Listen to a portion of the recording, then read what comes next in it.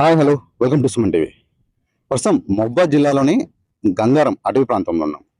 గంగారం అటవీ ప్రాంతంలో ఇటు లింగాల ఫారెస్ట్ రేంజ్కి మరియు ఇటు గంగారం రేంజ్కు మధ్యలో ఉన్నటువంటి అంటే ఇది గంగారం రేంజ్లో ఉన్నటువంటి రామారం అనే విలేజ్.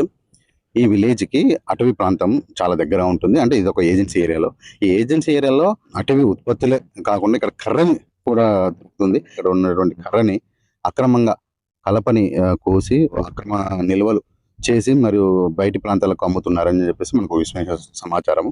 ప్రస్తుతం మీరు చూసుకోవచ్చు, ఒక 50కి పైగా ఇక్కడ దొంగలు ఉంటాయి టేక్ కర్రలు. అంటే ఇక్కడ ఉన్నటువంటి ఫారెస్ట్ అధికారులు మరి కొన్ని స్థానికులతో కలిసి ఇదంతా చేస్తున్నారని ఒకటి వాయిస్ వచ్చింది.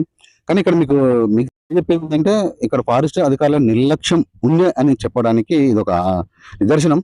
ఎందుకంటే ఒకటి కాదు, రెండు కాదు, ఏకంగా 50కి పైగా దొంగలు. మరి ఇవంతా ఇక్కడ ఉన్నటువంటి అటవీ ప్రాంతంలో జరుగుతుంటే మరి ఇక్కడ ఉన్నటువంటి అటవీ ప్రాంత అధికారులు అంటే అటవీ శాఖ అధికారులు ఏం చేస్తున్నారు? వాళ్ళ నిర్లక్ష్యం ఎంతగా ఉందో మీరు ఇక్కడ చూసుకోవచ్చు.